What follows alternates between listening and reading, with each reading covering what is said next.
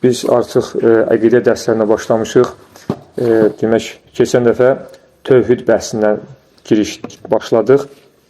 Tövhid bəhsində biz oxuduq ki, kəlam alimləri Allahı tanımaq üçün əqli əsaslandırma olmadan Allahı tanımaq, kiməsə tanıtmaq biraz çətin olar.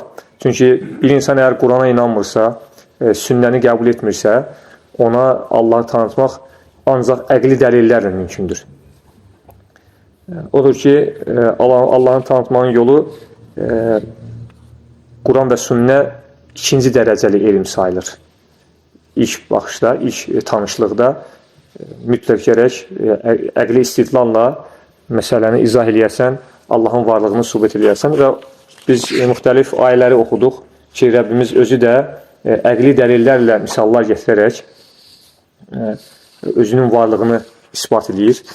Həmçinin İmam Cəfər Əs-Sadiq alimlərimizdən İmam Cəfər Əs-Sadiqdən oxuduq. Həmçinin İmam Əbu Hanifənin dəhriyi ilə, yəni belə deyək, materialistlərlə münazirəsini oxuduq.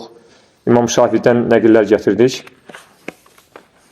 Və demək, bu mövzunu Allahın tək olduğu bəhsində keçdi bunlar hamısı.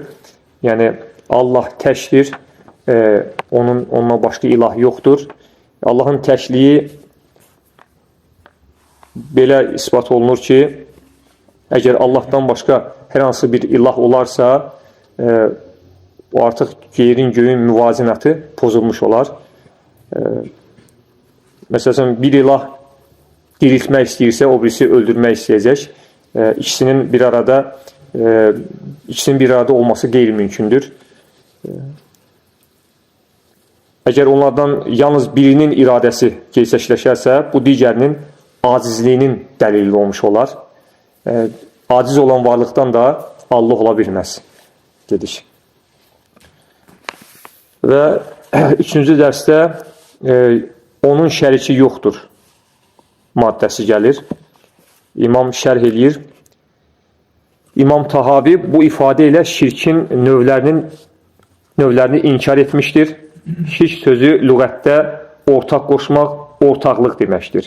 Şirk Allahın zatı barəsində olur.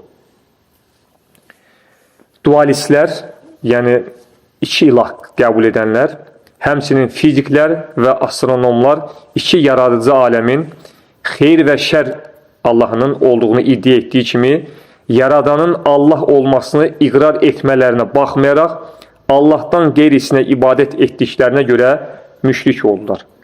Baxmayaraq ki, onlar Allahı var olduğunu qəbul edirlər.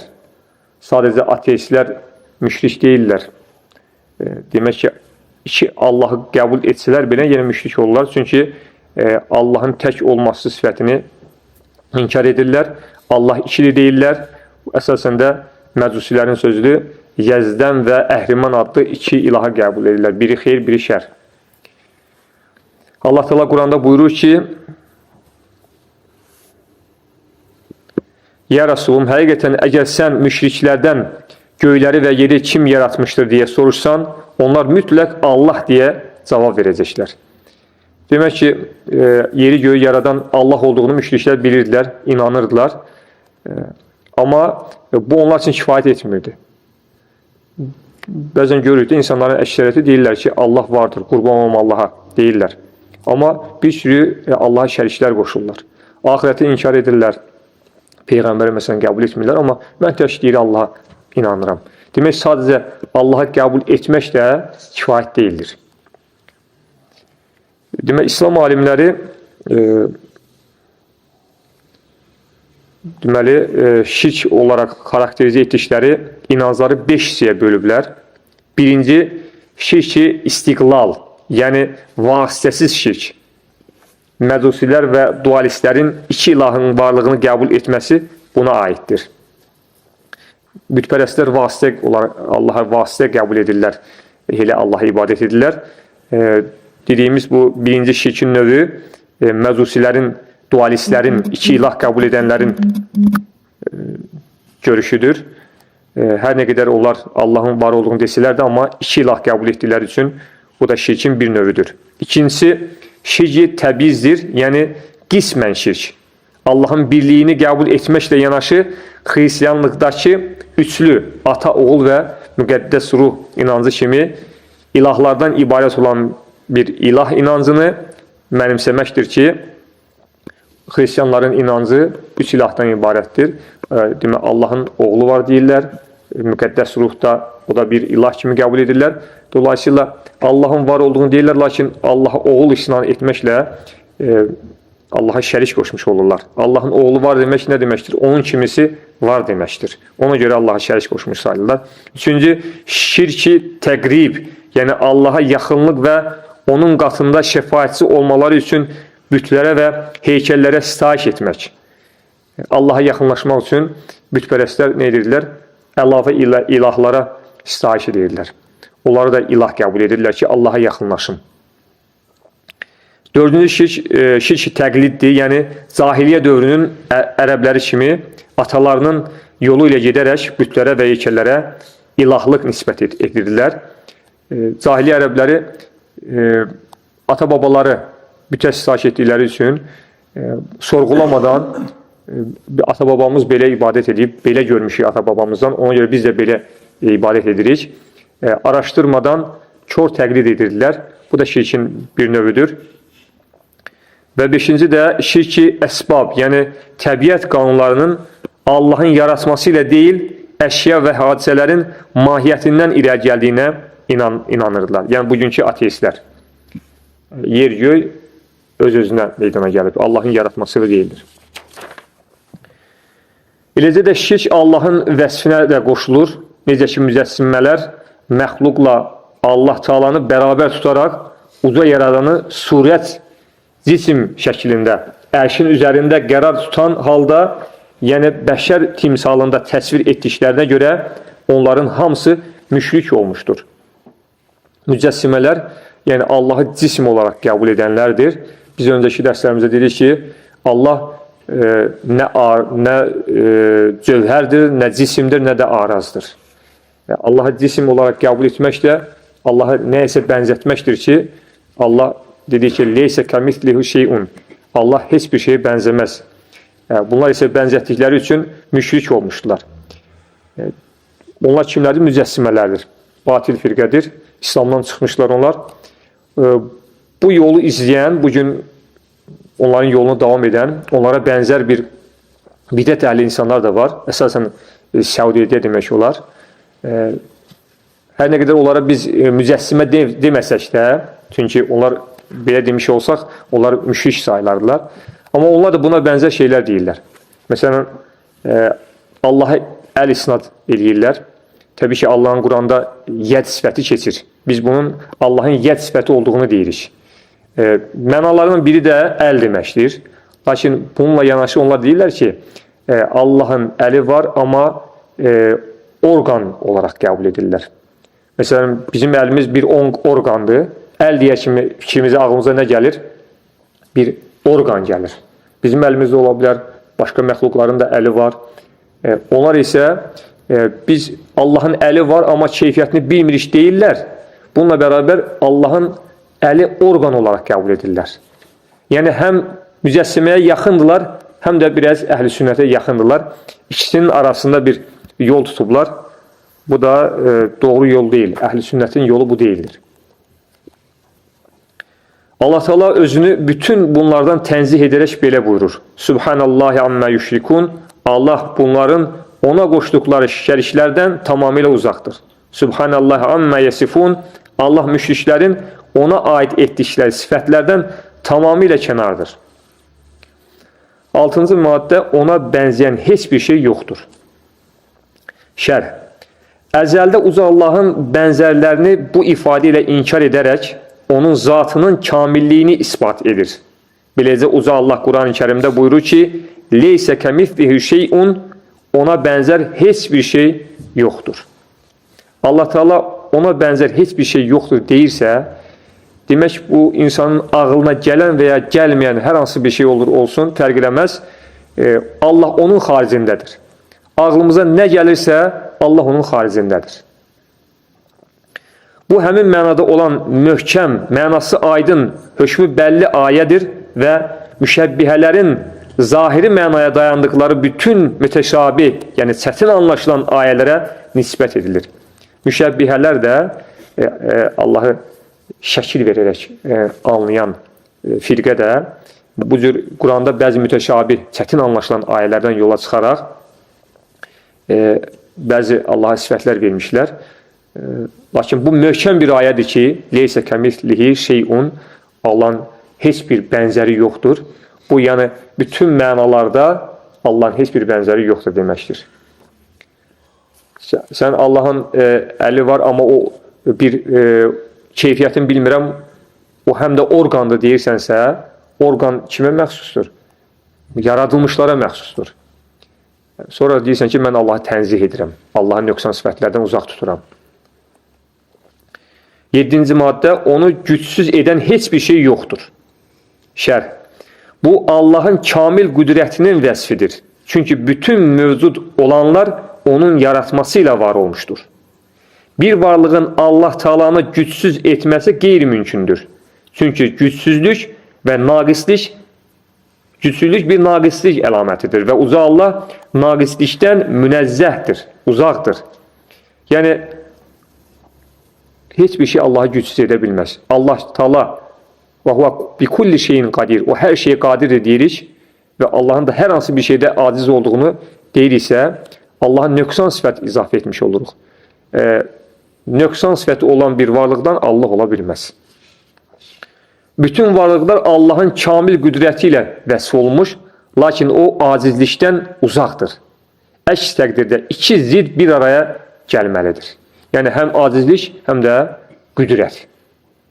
Allah Teala bir şeyin yaradıcısıdır, hər bir şeyin yaradıcısıdır. Acizlik sifəti ilə yaratmaq sifəti bir arada təsəvvür edilə bilməz. Məsələn, bəzən sual verirlər ki, Allah demirsə hər şeyə qadirdir. O zaman Allah özündən böyük bir daşı yarada bilərmi? Bir qayanı yarada bilərmi? Birinci biz deyirik ki, Allah hər şeyə qadirdir. Hər şeyə qadir deyən Allah haqqında hər zaman biz deyirik ki, Allahu Əkbər, Allah ən böyükdür. Elə bir sinifdə deyirsən ki, Əlidən daha yaxşı oxuyan yoxdur, ən yaxşı oxuyan odur. Sonra təzədən sual verirsən ki, Əlidən daha yaxşı oxuyan kimdir? Birinci, hamı bilir ki, Əlidən daha yaxşı oxuyan sinifdə heç kim yoxdur. Bu ikinci sual nədir artıq? Məntiqsiz bir sualdır. Onsuz da sinifdə ondan başqa üstün oxuyan yoxdur. Odur ki, ən böyük Allahdır deyib təzədən Allah özündən böyük bir şey yarada bilərmi demək, bu da məntiqsiz bir sualdır. Allahın kəlamında da buna işarə edilir. Əvləysəl-ləzi xalaqas-səmavati vəl-arda biqadirin alə ən yaxluqa misləhum bələ və huvəl-xallaqul alim. Məgər göyləri və yeri yaradan bir daha onlar kimisini yaratmağa qadir deyilmi? Əlbəttə qadirdir. Hər şeyi yaradan, hər şeyi bilən odur. Bu ayədə də, yəni Allah Teala yeri göyü yarada bilirsə, demək ki, o aciz varlıq deyildir. Yeri göyü yaradan, bütün məxluqatı, aləmləri yaradan, aləm deyək ki, Allahın xaricində bizim bildiyimiz, bilmədiyimiz hər bir şey aləmə daxildir. Bunu yaradan Allah aciz ola bilərmi? Əlbəttə ki, yox. 8-ci maddə, ondan başqa ilah yoxdur. Şərh. Bu ifadə Allahdan başqa bütün məbudların inkarıdır. İlah sözü lüğətdə məbud deməkdir. Qureyş kafirləri Allahın yaradan olmasını etiraf etməklə yanaşı, bütlərə ibadət etmiş və belə demişlər. Bizi Allaha yaxınlaşdırmaları üçün onlara ibadət edirik. Demək, Allaha yaxınlaşmaq üçün başqa Allahları seçirlər özlərinə. Necə də məntiqsiz, nə qədər mənasız bir hərəkət edirlər. Allaha ibadət edin mənasıyla, Allaha yaxınlaşın məqsədi ilə başqa ilahlara ibadət etmək. Həqiqətən çox məntiqsiz bir işin arxasına gedirdilər. Allah onları nə qədər uyarsa da, xəbərdar etsə də, inadkarından dönməyən müşriklər yenə də inadından dönmürlər. Mövzunu burada sonlandırır, bu mövzunu. Mövzunun anlaşılması üçün suallar qoyub, şirkin növləri hansılar idi? Bayaq şirkin növlərini saydıq. Hansı şirklər idi? Xristiyanların şirki. Üç olaraq ilah qəbul edirdilər. Bundan başqa dualistlərin inancı, yəni iki ilah olaraq qəbul edənlər, bunlar da, bu da şirkdir. Bütpərəstlərin inancı, ateistlərin inancı. Bir də beşinci nə idi? Cahiliyyə dövründəki insanların ata-babalarından belə gördükləri üçün araşdırmadan, eləmədən Allah da bu suallara cavab verir də, o sualları verirlər. Allah da deyir ki, Quranda, bəlkə ata-babalarınız bu işdə yanılıbdır. İkinci sual, ona bənzəyən heç bir şey yoxdur ifadəsi nəyi ispat edir? Ona bənzəyən heç bir şey yoxdur ifadəsi nəyi ispat edir? Ağla gələn də belə yoxdur. Allah təkdir. Ona bənzəyən heç bir şey yoxdur. Yəni Allah zatında və sifətlərində təkdir. Hansı keyfiyyətlər Allahın kamil qüdrətində vəsf olunmaz? Acizlik. Acizlik Allahın kamil qüdrətində vəsf oluna bilməz. Bir varlıq acizdirsə, hər hansı bir məsələdə, cüzi bir məsələdə acizdirsə, bu naqislikdir. Naqislik də Allaha yaraşmaz. Yaradılana yaraşar. Yaradılandırsa, məxluqdursa, əlbəttə ki, nə qədər desən, naqislik sayarsan. Amma Allah haqqında, yaradan haqqında hər hansı bir naqislik ona acizliyi izafə etməkdir. Budur ki, bunlar hamısı təməl qaydalardır. Qarşımıza hər hansı bir məsələ çıxdığı zaman bu təməl qaydalar üzərində bizim etiqadımız bunlar üzərində bina olduğu üçün qarşımıza hər hansı başqa bir məsələ çıxanda bu qaydalar üzərində düşünməliyik. Dördüncü dərs olaraq Allahın sifətləri və onun bütün nöqsanlıqlardan münəzzəh olması. Qədimdir, başlanğıcı yoxdur. Şərh. Əgər o sonradan yaranmış olsaydı, yaradana ehtiyacı olardı və axıra kimi, yəni qədim yaradıcıya çatana qədər zəncirvarı olaraq belə davam edərdi. Kəlam elmində isə zəncir qanunu qəbul edilməzdir. Beləliklə, sonluğun qədim bir yaradıcıya dayandığı müəyyən olunur. Demək ki, biriləri deyir də, bəs o Allahı kim yaratdı deyə sual verirlər.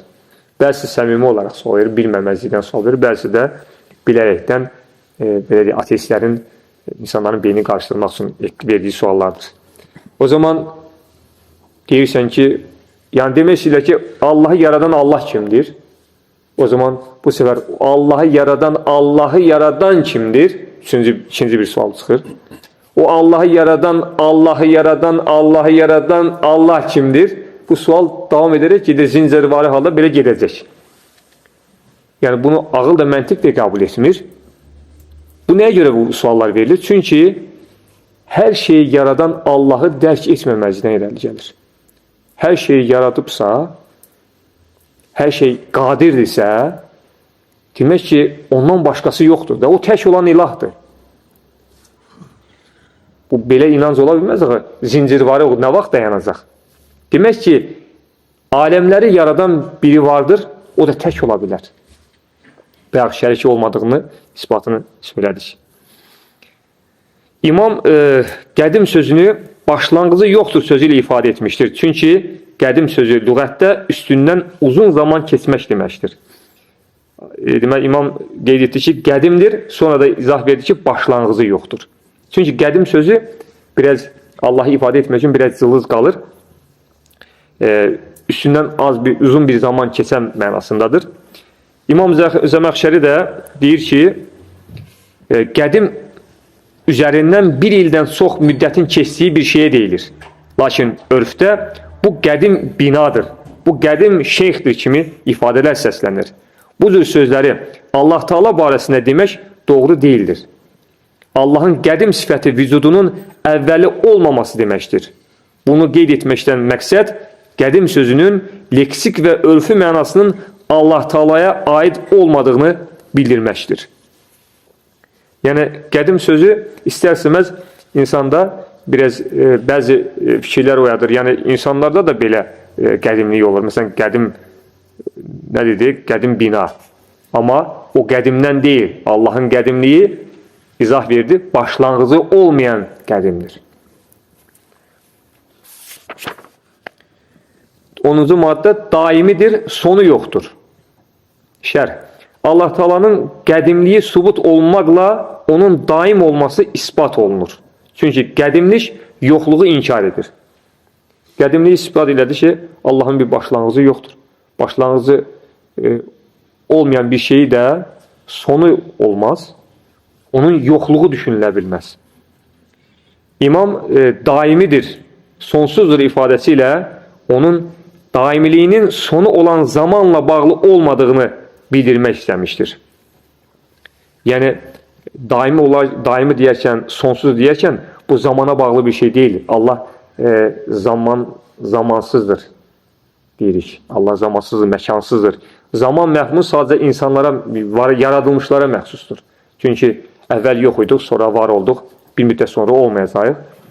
Yəni, gördüyümüz bütün aləm bir vaxtlar yox idi, sonra var idi. Bu zamana bağlı olaraq varlıq meydana gəlir. Amma Allahın əvvəli və sonunun sonsuz demək bu zamana bağlı bir şey deyildir. Hər nə qədər bu bizim əqlimizə sığmasa da, çünki biz hansı varlıqdan danışırıq? Biz yaradandan danışırıq. Məxluqdan danışsaq, bizim deyəcək bir sözlərimiz olar. Amma yaradan tamam başqa bir varlıqdır. Odur ki, Allah haqqında deyilir ki, Allah zamansızdır. Bu, Allah Taala'nın əvvəl də, axır da odur ayəsinin mənasıdır. Yəni, öz zatı ilə əvvəldir və öz zatı ilə axırdır və zamana bağlı deyil. Özünü bu cür vəsf etdi ki, onun əvvəl və axır olması başqalarının əvvəl və axır olması kimi başa düşülməsin. Çünki Allahdan başqaları əvvəl və axır sifəti ilə keçmiş və ya gələcək zaman çərçivəsində vəsf olunar, zatı ilə daim olmazlar. İnsanlar da əvvəl və axır sifəti ilə vəsf oluna bilərlər. Amma zatı ilə bərabər onlar nə deyirlər? Daim deyirlər. Daim olan, zatı ilə bərabər daim olan, sonu olmayan isə Allahdır. 11-ci maddə, yox olmur və mövcudiyyəti sona çatmır. Şərh. Yəni, nə sonu var, nə də həlak olur. Allahın daimiliyini və əbədiliyini təkidləndirmək üçün bu iki ləfzi bir arada gətirmişdir. Demək, öncə demişdi, axı, sonu yoxdur, daimidir. Bu sözü daha da təkidlənmək üçün nə dedi? Yox olmur və mövcudiyyəti sona çatmır. Yəni, elə sonu yox olmayan varlıqdır ki, mövcudiyyəti, yəni nə vaxtsa o yoxdur deyə bilmərsən. Bəziləri bu barədə demişlər, birinci ifadə ilə zaman zatının yox olmasını, ikinci ilə sifətlərinin yox olmasını inkar edir. Yəni, birinci Allahın sonu yoxdur demək ki, Allahın zatının sonu yoxdur qəsd olunur. Və ikinci ilə də, yəni, mövcudiyyəti sona çatmır, yəni Allahın sifətlərinin mövcudiyyəti sona çatmır. Allah səmidir, bəsardır, bunlar nə də Allahın sifətləridir. Allah hər zaman eşidir, hər zaman görür. Bu, Allahın, belə deyək, sifətlərinin davamlığı mənasına gəlir. Davamlı olaraq görür, eşidir. Çünki öz zatında qədim və vacibəl vücud olduğu üçün bu cür fikirlər onun zatı və sifətləri barəsində qeyri-mümkündür. Allahın mövcud olmaması, sifətlərin mövcud olmaması qeyri-mümkündür. Nəyə görə? Çünki Allah vəcibəl vücud dedik. Allahın varlığı, Allahın yoxluğu düşünülə bilməz. Allahın varlığı özündəndir, hər hansı bir şeyə bağlı deyildir. Mümkün varlıq deyildir bizlər kimi. Bizim yoxluğumuzu düşünə bilər. Amma Allahın varlığı vəcibəl vücuddur. Yəni, varlığı özündəndir. 12-ci maddə, ancaq onun dilədiyi olur. Ancaq onun dilədiyi olur. Şərh. Çünki Allahdan başqa bütün mövcud olanlar mümkünəl vücud olduğu üçün onun yaratması və iradəsinə bağlıdır. Bütün sonradan yaradılan varlıqlar mümkünəl vücuddur. Yəni, varlığı mümkündür. Yoxluğu düşünülə bilən varlıqlardır. Yəni, bütün bunlar hamısı Allahın yaratması və iradəsinə bağlıdır. Allahın istəyinə bağlıdır. Allah istəməsə, onlar olmazlar. Mümkünəl vücud bu deməkdir. mümkün varlıkların var olup olmaması bir tercih edenden aslıdır ki, bu da Allah'ın iradesidir. Yani bizim varlığımız, yerin göğün varlığı bir isteğden asılıdır ki, o da Allah'ın iradesidir. Allah'ın arzu etmesidir, dilemesidir. Ondan başka irade sahibi yoktur. Allah Teala Kur'an'da o ne istese onu da eder. Yani Allah dilediğini eder. Bu da Allah'ın irade sahibi olduğu, Allah'ın irade sıfatının olması demektir. Şüphesiz ki Allah istediğini hükmeder. Yani Allah istediğini hükmeder. Demek ki Allah irade sahibidir. Allah için Allah'ın biz her istediğimizi edebiliriz, yok. Ama Allah her istediğini edebilir. Allah belə irade sahibidir yani. Her istediğini edebilen irade sahibidir. Ve her hansı bir şeyi yaratmak istedikdə ona sözümüz ol deməkdir. O da dərhal olar. Allah'ın iradesi də bir şey istedikdə ona ol deməsiyle olur. Digər varlıqlarda ise belə bir şey mümkün değildir. Allah'ın diləməsi bu şəkildədir.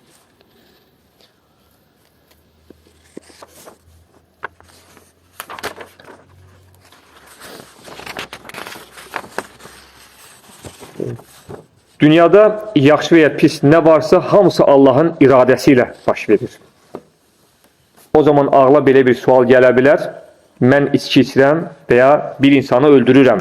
Allah bunu irade edirmi? Mən içki içirəm veya bir insanı öldürürəm. Bunu Allah irade edirmi?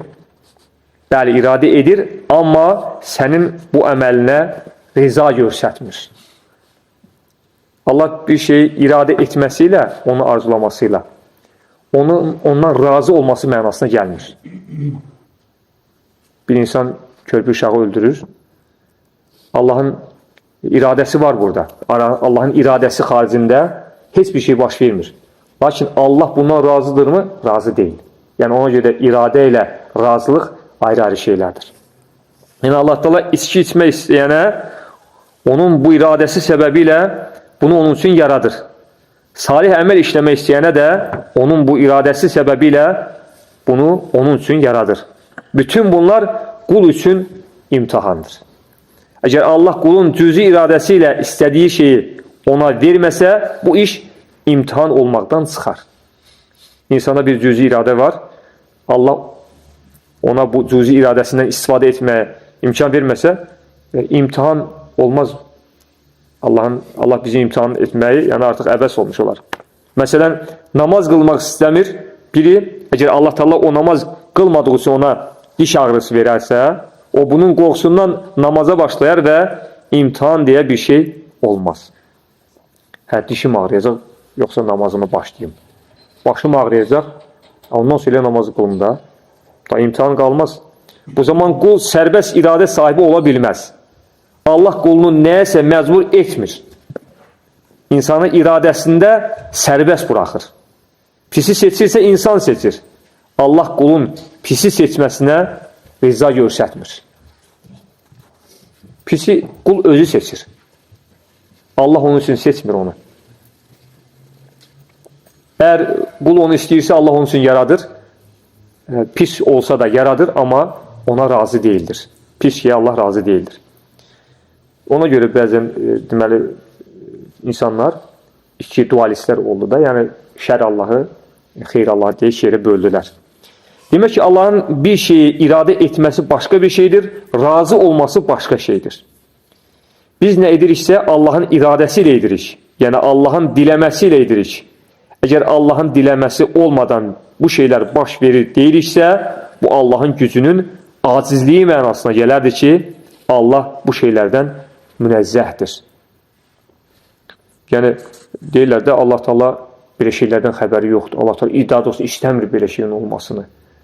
Bu sefer Allah'a acizlik sifətini nisbət eləmiş olurlar ki, bu da doğru değil. Allah diləsəydi hər kəsin imanını Həzrət Əbu Bəkr radiyallahu anh'ın imanı kimi edərdi. Və ya hər kəsin qəlbini Əbu Cəhlin qəlbi kimi edərdi. Allah Teala Quranda buyurur ki, Allah istəsəydi hər kəsi iman sahib edərdi. Allah istəsəydi o deməkdir ki, zorla etmək istəsəydi belə edərdi. Lakin Allah quluna cüzi iradə vermişdir və Allah Teala bu iradə səbəbi ilə qulunu imtihana çəkir. İnsanların bir çoxu iradə məsələsində yolundan azır. Məsələn, Allah iradə etməsəydi, mən içki içməzdim, günah etməzdim, onu inkar etməzdim deyir. Sanki bütün bunları Allah quluna nəsib edir. Bilmək lazımdır ki, Allah quluna pis şeyi iradə etsə də bundan razı deyildir. Allah qulu üçün o nəyi istəyirsə onu yaradır. Nəticəsinin pis olmasından Allah razı deyildir. Allahın iradə sifəti haqqında əslində biraz daha dərin mövzudur. Bu qədər kifayət edər.